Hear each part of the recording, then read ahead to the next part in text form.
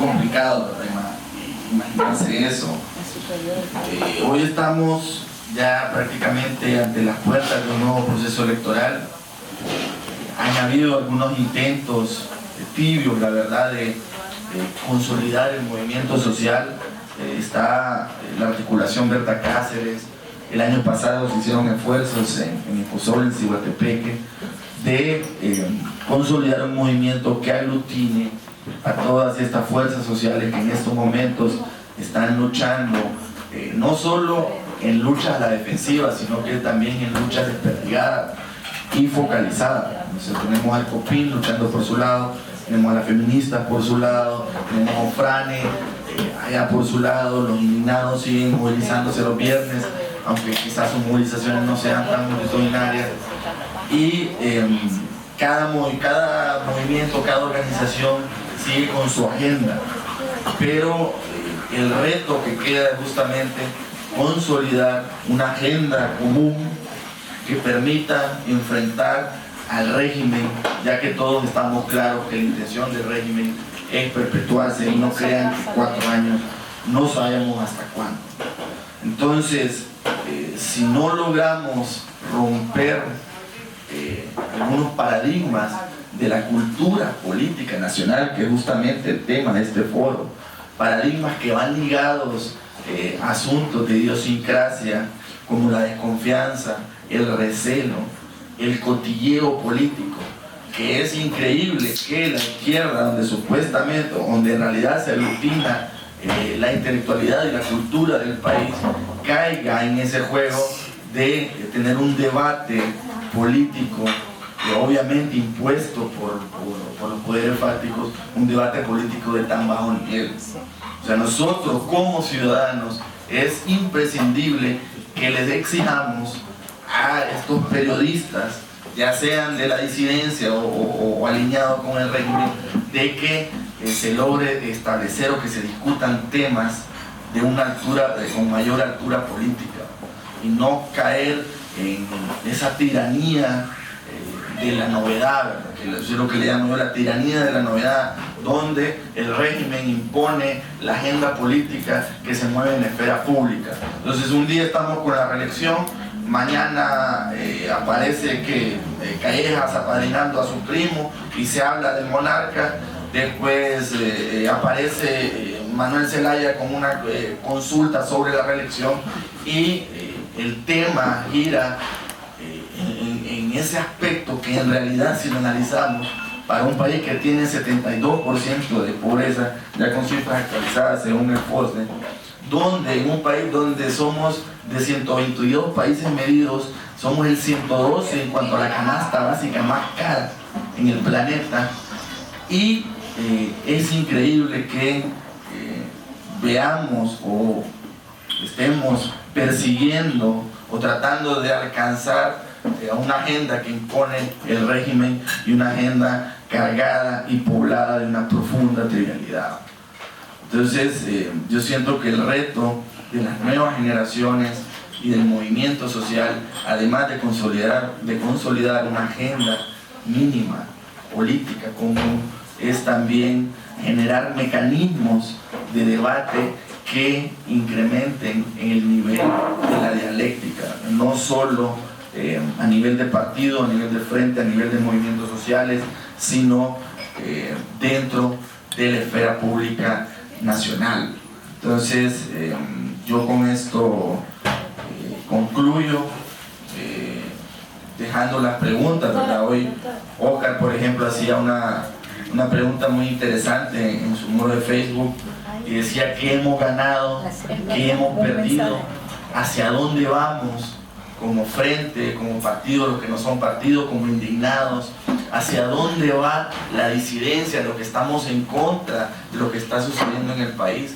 ¿De qué forma nos vamos a poner de acuerdo para lograr por lo menos instalar un gobierno o mecanismos de mayor participación ciudadana y que permitan iniciar, aunque sea paulatinamente, las transformaciones del país?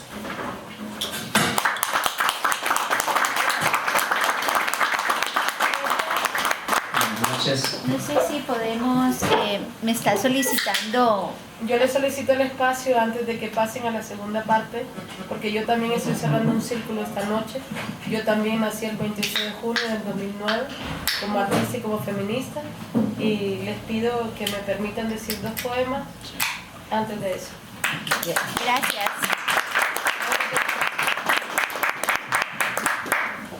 Oligarquía de Roque Dalton. Oligarquía, madrastra con vestido asesino, vestida de piqué, como una buitre acechaste en las ramas del enredo de la historia ridícula, como todo lo malo. Hay que acabar contigo, gorda, tigra con garras, tigra de palo, cruel y más cruel, y todavía odiando. Te haces cargo de la delicia del pobre, no de la simple y retorcida del buche del traspatio. Cenás con el abogado, te dormís tranquila por el pobre chafita maje, vieja insepulta y emperifollada, gran arquitecta de las cárceles y de la mayoría de enfermos que se quedan afuera del hospital, vieja matona de arma intestinal, una tacita de oro y de café y una pistola, un crucifijo de concha nácar y un garrote. Oligarquía, oligarquía, oligarquía, oligarquía, vacinilla de plata del obispo y jefa del presidente y jefa del obispo, puñal de oro y veneno del presidente, caja de gastos chicos de Mr. Rockefeller, coyota del señor embajador, rufiana de la matria. Oligarquía, hoy más que todo, hoy más que nada, náufraga que quiere hundir a este barco, depósito recargado de mierda del avión imperial y amenaza tormentas. Oligarquía, madrastra, asesina.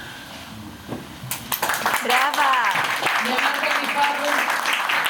Para cerrar círculos, después del 28 de junio, el gris envolvió la atmósfera, dejando caer lluvia ácida sobre un país cuya historia está envuelta en pobreza y en violencia. Después del 28 de junio, nuestros símbolos nacionales fueron rotos y manchados de dolor.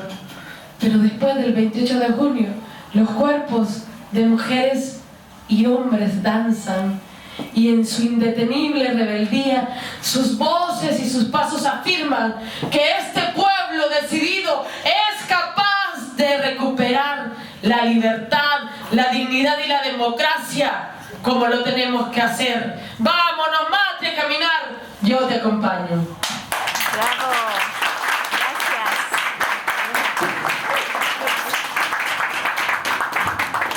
Gracias, Susan, y gracias a Eric Tejada, ¿verdad?, compañero de andanzas, en estos esfuerzos por tratar de hacer análisis de coyuntura, reflexiones sobre las contradicciones sociopolíticas, culturales que están pasando en este momento. Agradecerle a Anabela, ¿verdad?, por el espacio, este oasis de 27 años, si no me equivoco, ¿no? 28 años. Y que siempre está al servicio de este tipo de reflexiones y de expresiones de la ciudadanía, porque al final somos ciudadanos y ciudadanas todas las personas que estamos aquí compartiendo esta noche. Así es que nosotros le llamamos a este foro, como bien Eric lo explicaba, es el inicio de varios foros. Vamos a tener uno próximamente donde van a participar también otros compañeros, ¿verdad?, y compañeras en la pedagógica y también en Valle de Ángeles. No recuerdo, el 9 de julio, ¿no?, en Valle de Ángeles. Y así también con Mayagua y en otros espacios, ¿verdad?, nosotros estamos articulando estos esfuerzos, porque Eric dice que es importante el tema de generar espacios de debate, ¿verdad?, que tanto hicieron falta después del 2011, ¿no? Antes del 2011 creo que ese ejercicio fue un poco, yo recuerdo bien a Berta Cáceres, ¿no?, cuando participaba Berta Cáceres en esas asambleas, y Miriam Miranda, las recuerdo perfectamente, era fabuloso ver esas dos mujeres por el cual yo he tenido un enorme respeto en los últimos años, y más en mis clases de la universidad siempre les ponía a mis estudiantes a buscar sus discursos, un poco sobre estas luchas territoriales. Y bueno, el objetivo de esta noche es un poco la parte cultural que pusimos nosotros, la cultura política. No es que vamos a hablar de cultura en ese sentido tan reducido, reduccionista de lo que es cultura, ¿no? Como se maneja en algunos círculos, sino más bien como la idiosincrasia, los comportamientos, esas características humanas que ha tenido la hondureñidad a lo largo del tiempo. O sea, aquí está mi maestra, mi profesora, Anarela Vélez, ¿verdad? Y lo recuerdo desde que era un estudiante de historia y todo este proceso. O sea, hay elementos de la historia colonial hondureña que están tan vigentes en el imaginario colectivo. Entonces, por eso yo siempre he planteado que en los programas de formación política no se puede reducir. Yo estuve la vez pasada en un espacio del partido, estaban hablando de formación política, unos jóvenes, pues ellos ponen allá, no, vamos a hablar sobre temas así ideológicos y de cuestiones históricas, eso vaya allá en otro lado, ¿no? El análisis de coyuntura aquí. Y yo pienso que ese es un error. Todo tiene que ir, es una dialéctica, el conocimiento es dialéctico. Entonces nosotros no podemos pasar la historia por allá, o la antropología por allá, y luego quedarnos con el análisis de coyuntura. ¿Qué es eso del análisis de coyuntura? Que nos gusta, aquí en los círculos políticos les encantan. Y yo mismo gozo ahí en los movimientos aquí sociales y políticos de un prestigio de ser experto en análisis de coyuntura. Me parece un tanto divertido eso, pero en realidad el esfuerzo de generar estos espacios es tratar de darle un análisis más estructural al asunto, entender qué pasó con ese golpe de Estado, por qué reducirlo a un blanco y negro, ¿no? Porque así se ha reducido, o la mayoría de las personas en el país lo redujeron a un blanco y negro, y un amplio sector de la población, quizás el mayoritario, a que era un problema entre Mel y Micheletti. O sea, un nivel de alienación, ¿verdad?, en cuanto a entender cómo son las contradicciones políticas. Entonces, yo creo que estamos a 7 años, y Anarela sabe muy bien, ¿verdad? Mi Oscar lo va a saber pronto, voy a ir a estudiar historia el otro año en la universidad. La chica brillante de 16 años de la plataforma Indignada. Sé que nosotros, los historiadores, como dice García Canclini, salimos del centro de la ciudad para la periferia, caminando del centro para la periferia, mientras que los politólogos, sociólogos entran en contravía, vienen de la periferia hacia el centro. Entonces, los historiadores siempre vamos caminando con cautela y tratamos de distanciarnos un poquito para poder tener un proceso metodológico de poder comprender qué fue lo que pasó en ese momento. Ya pasaron 7 años. Yo creo que ese distanciamiento nos va permitiendo, por lo menos en mi caso personal, en mis esfuerzos de reflexión y análisis contextual, yo siento que ese alejamiento me va favoreciendo en mi entendimiento personal, y estoy seguro que ustedes que están aquí también sienten que ese alejamiento les va dando un entendimiento, porque están tratando de verlo de largo el proceso, qué fue lo que pasó, más allá de aquellas emotividades que nos vimos en la calle. Acuérdense que hace 7 años, ¿dónde estábamos en este momento? Estábamos enfrente de la presidencial, nos cortaron la energía eléctrica, hicimos fogatas, haciendo café, fue una cuestión fabulosa. Sé que muchos de ustedes estaban ahí. Entonces, el golpe de Estado, ¿cómo podemos nosotros comprender el origen de todo esto? ¿En qué, por ejemplo, se puede conectar el golpe de Estado del 1963, del 3 de octubre? ¿Y en qué se puede conectar con la instauración de un régimen presidencialista después de 1933? Ese hilo es un hilo. Ese hilo ha estado ahí, no es descontinuo. Y eso es lo que tenemos que comprender. ¿Qué ha pasado con esos procesos políticos? ¿Quién los impulsó? ¿Cómo se fueron estructurando esos qué elementos superestructurales, o sea, qué elementos ideológicos utilizaron esas estructuras en su momento y cómo se conectan con nuestra realidad. Pues el golpe de Estado está muy conectado con esa historia, bastante conectado. No podemos. Por ejemplo, en nosotros, cuando yo tuve la oportunidad de trabajar en el informe de la Comisión de Verdad, no el de la verdad, ¿no? Y que se hizo la carrera hacia el final, hubo un problema con ese informe y todo ese proceso, que no lo manejo a profundidad, pero colaboramos con Ana Ortega en hacer la parte contextual. Y yo le decía a Ana Ortega, pues comencemos con el golpe del 63 por lo menos, porque nos empezaron a decir, no, mucho contexto, no. Entonces, mucho antecedente, no. Entonces, pero yo logré, porque me tocó esa parte, Ana hizo la otra parte, Ana Ortega, la politóloga, que usted la conoce, la doctora Ana Ortega. Entonces yo parto desde aquel golpe, o sea, los primeros párrafos inician con el 63. ¿Qué pasó en el 63? O sea, los años 50 fue una época donde hubo una gran movilización de sectores sociales fabulosa, en todos los estratos, en toda su dimensión, obreros luchando contra las compañías transnacionales, estudiantes universitarios aquí en la capital, tomando el discurso de Córdoba de 1918, ¿verdad?, sobre la autonomía de la universidad, mujeres en las principales ciudades hablando de sufragio electoral, movimientos revolucionarios poscaríes organizando y hablando de la lucha internacional, de instaurar el socialismo. O sea, esa década fue una década fabulosa. Sin embargo, aunque existía esa gran movilización, un Estado servil a los intereses de Washington. Recordemos que Washington en 1954 obtuvo su primer gran triunfo en el continente y lo fraguó dentro del territorio hondureño. Desde aquí se derrocó el gobierno de Jacobo Arbenz en Guatemala. Aquí se arrestaban las milicias, desde aquí despegaban aviones, ¿verdad?